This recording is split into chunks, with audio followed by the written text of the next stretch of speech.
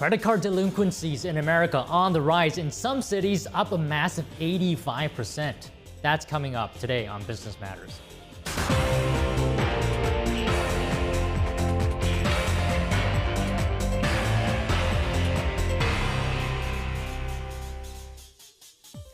Good afternoon, and thank you so much for being here with me. I'm your host, Don Ma. Appreciate it. Of course, markets first. S&P 500 and NASDAQ rose today to record highs. Meanwhile, the Dow closed just a bit lower here. It was pressured by selling in healthcare and consumer stocks. The market will be closed all day tomorrow, Thursday, for Independence Day, of course. So trading volumes will be thin throughout the week. All right, as I mentioned in the beginning, credit card delinquency rates on the rise. A new WalletHub report shows that in some cities, the average number of credit card delinquencies have increased over 80% since last year. I spoke to Christy Mathern, editor at WalletHub. Here's what she said. Christy, thank you so much for your time today. So I wanted to ask you about the state of credit card delinquencies. What is it like across the country right now? Well, the short answer is that every city we looked at had an increase in credit card delinquencies. The lowest rate of increase we found was 19% in Des Moines, and the highest was nearly 85% in Chula Vista. With the central bank talking about cutting rates, will that help the situation? You know, central bank rate cuts can potentially help reduce delinquency rates by lowering borrowing costs. But most people's credit card APRs are variable rates, and that means they change with an index rate that is usually tied to and reflects a larger federal interest rate. Also, if you're paying late, you may be paying a penalty APR, which is even higher. So some of these penalty APRs I've seen are upwards of 99%. You know, that's super high. Rate decreases can help, but they're not going to solve this problem either. Okay, so what about getting a loan then to try to solve the problem? Because usually a loan interest rate is lower than a credit card interest rate. You're right. It's not always the case, but a lot of times it is. So a loan, if you can get a lower interest rate on a personal loan, for example, and you can get enough money to pay off your credit card debt, your revolving interest-bearing credit card debt, you could end up in a better position here paying off your debt. So that is definitely worth looking into if you're drowning in credit card payments or you can't afford your minimum payments anymore. It's definitely time to start looking for a way out of that, and personal loans can help with that. Okay, just one last thing. Maybe you can give us some more tips on how to avoid delinquency on credit cards. Sure. So you can definitely start by creating a realistic budget.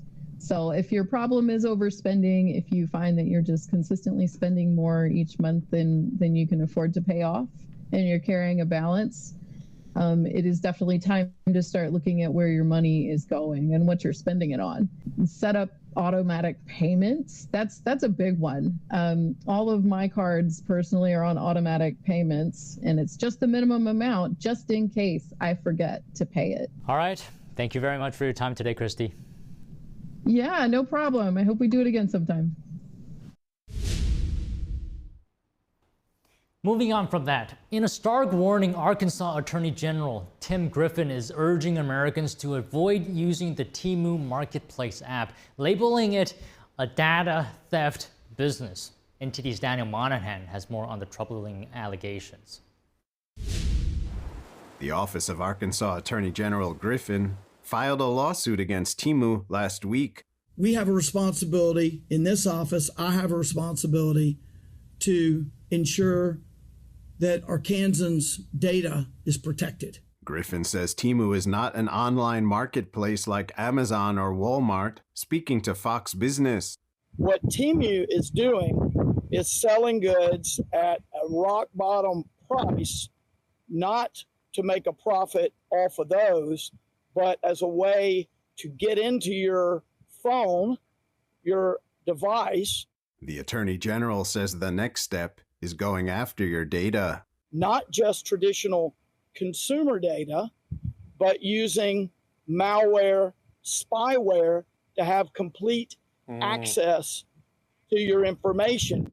Griffin says a peek behind the curtain of who owns Temu makes the allegations more ominous. All of this against the backdrop of who owns the company, who operates the company, which are Chinese communist officials, former Chinese communist officials. Temu is operated by Shanghai, China-based parent company Pinduoduo Inc. The lawsuit is seeking a jury trial, as well as a permanent block against Temu's data collection activities. It also seeks a $10,000 fine for each violation of an Arkansas state law known as the Deceptive Practices Act. The suit primarily cites research from Grizzly Research, which analyzes publicly traded firms. In its report, Grizzly Research says it suspects that Temu is already or intends to illegally sell stolen data from Western country customers. This to sustain a business model it says is otherwise doomed for failure. The report states that Temu is estimated to be losing $30 per order. In a statement after the lawsuit was filed, Temu said the allegations in the lawsuit are based on misinformation circulated online. According to analytics website Backlinko, Temu was the most downloaded shopping app around the world in 2023, with more than 330 million downloads. That's about 1.8 times more than the Amazon shopping app. Daniel Monahan, NTD News. Now, a Seattle surgery office must pay $5 million. It's accused of threatening patients over negative reviews and posting fake positive ones for plastic surgery. NTD's Sean Marshall has more details. A Seattle area cosmetic surgery provider is being accused of threatening patients over negative reviews, along with other crimes.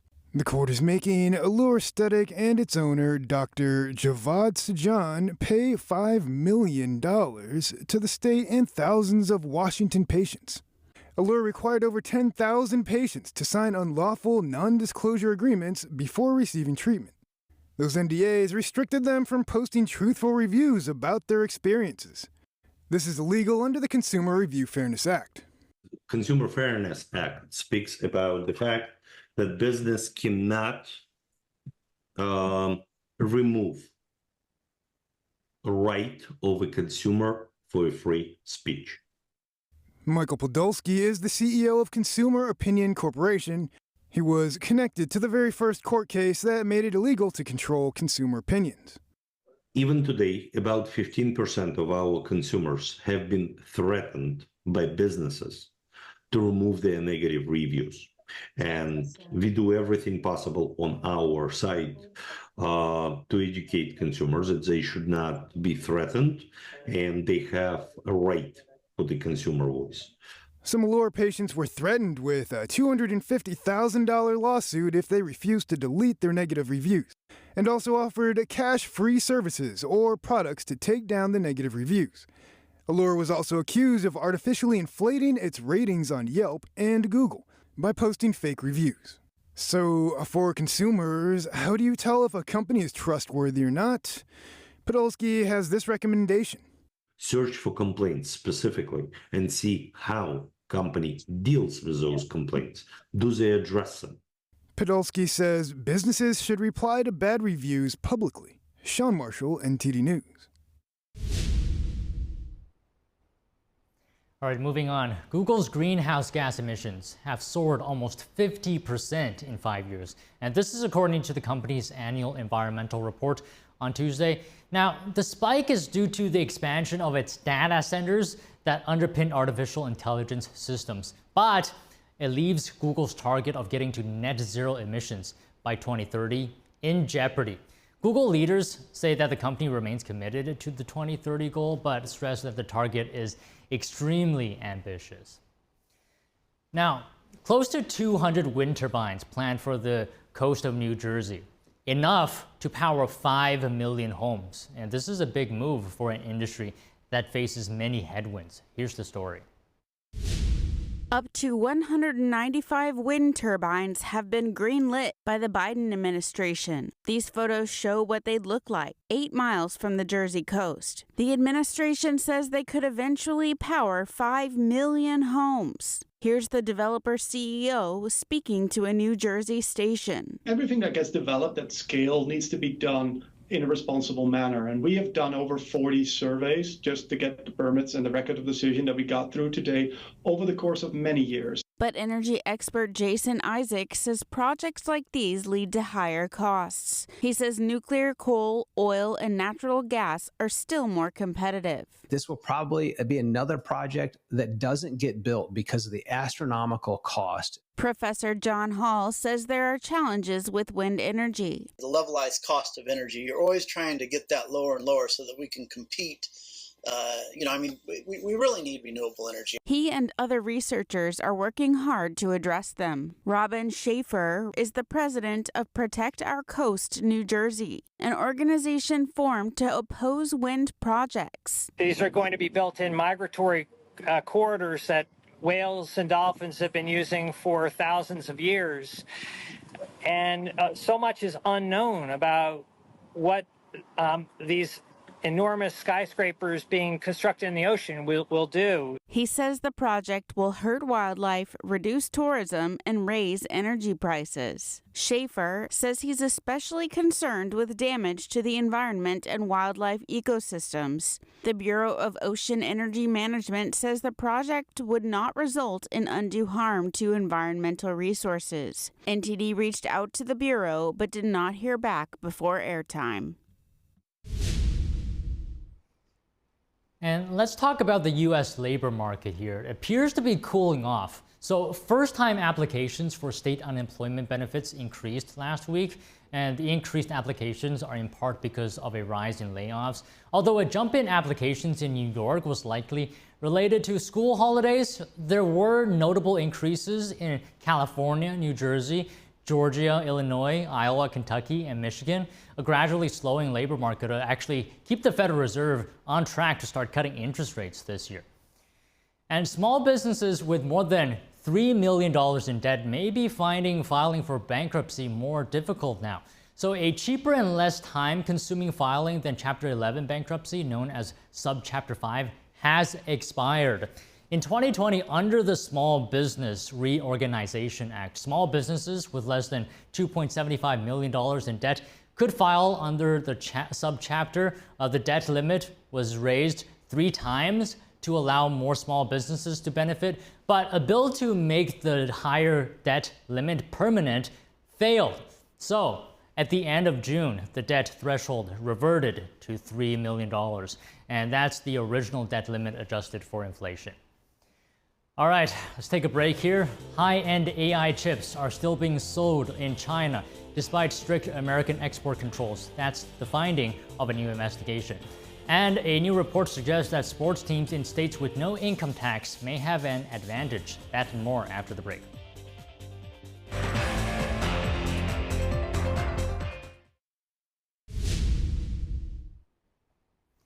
Welcome back. Let's start with this. A new investigation has found more than 70 Chinese distributors selling Nvidia AI chips in China.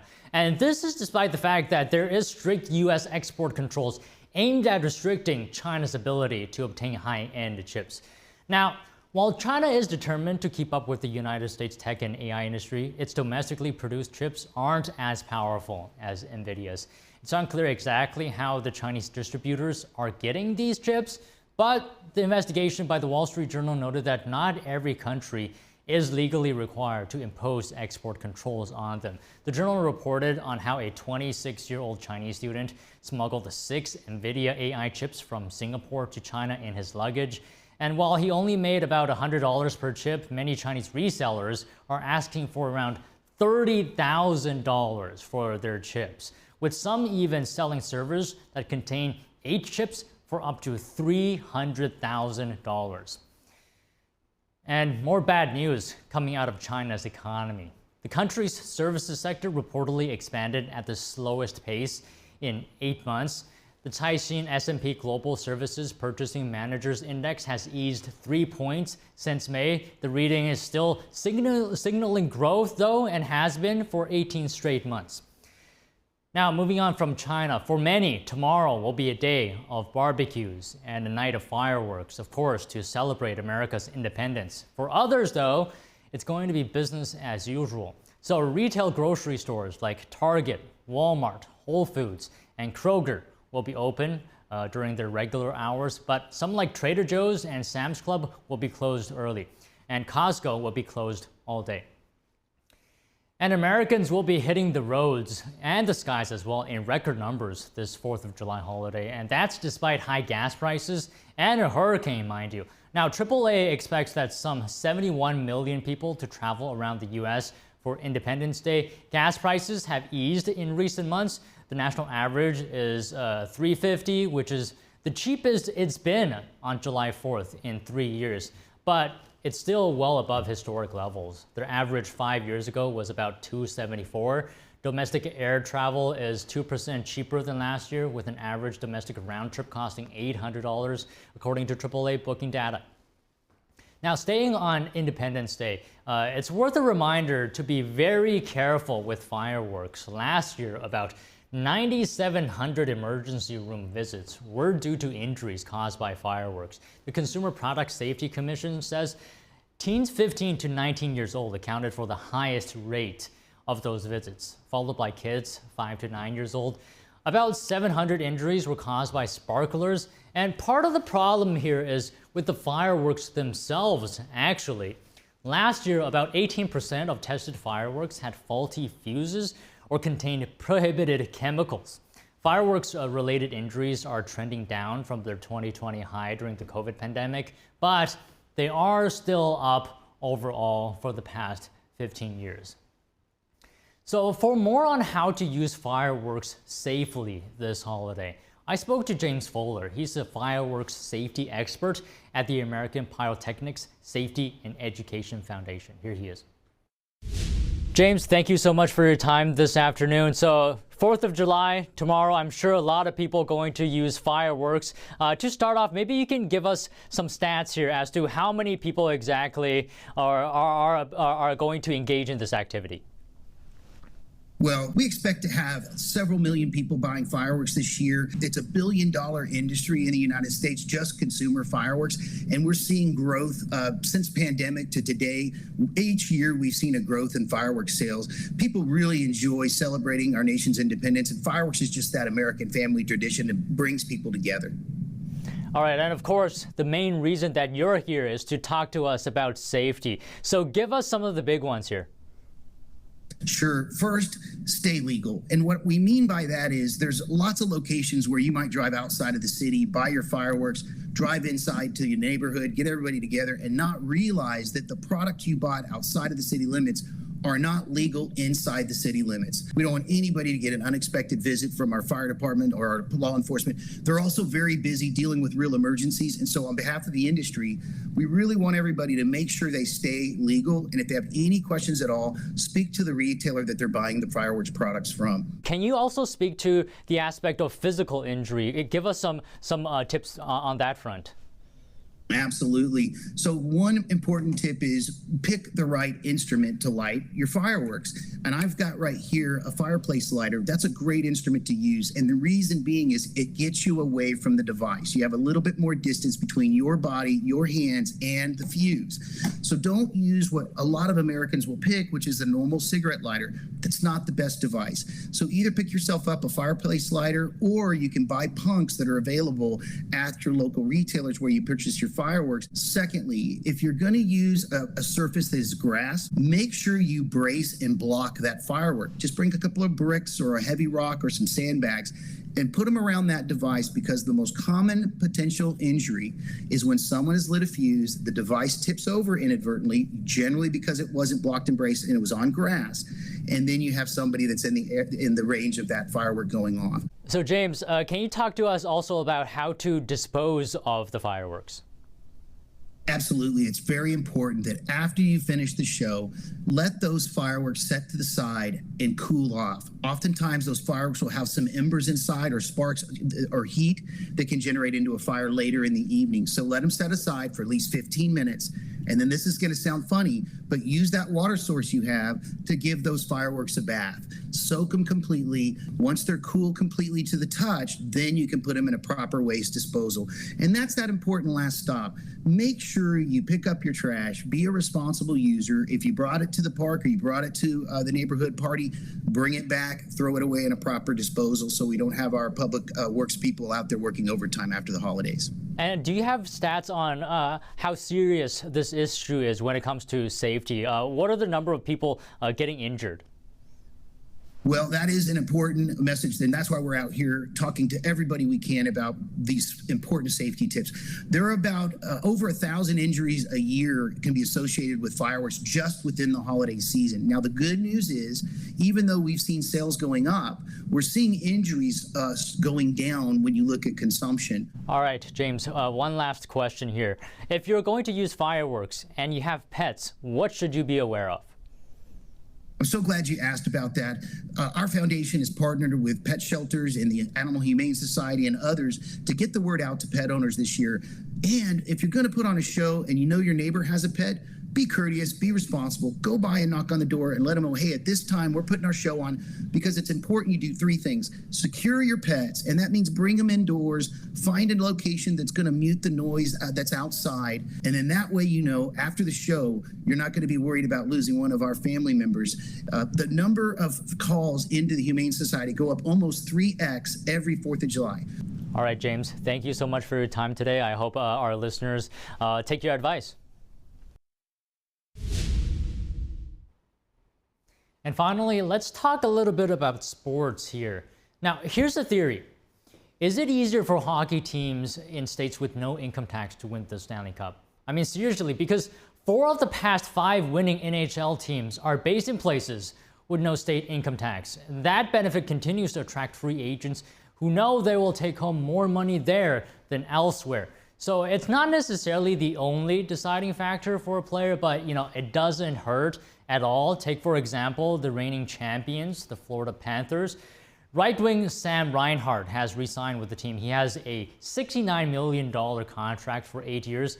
There's no income tax in Florida, so his other taxes would add up to around $3 million each year. But in California, New York, and Toronto, he would have had to add more than $1 million on top of that. So the NHL teams with no state income tax are Nashville, Florida, Tampa Bay, Dallas, Vegas, and Seattle. All right, and with that, it's all the stories we have for you today. Thank you very much for watching. If you have feedback, please let us know. You can email us at business@ntd.com or leave a comment online. I do read them. And as I always say, business matters. Goodbye.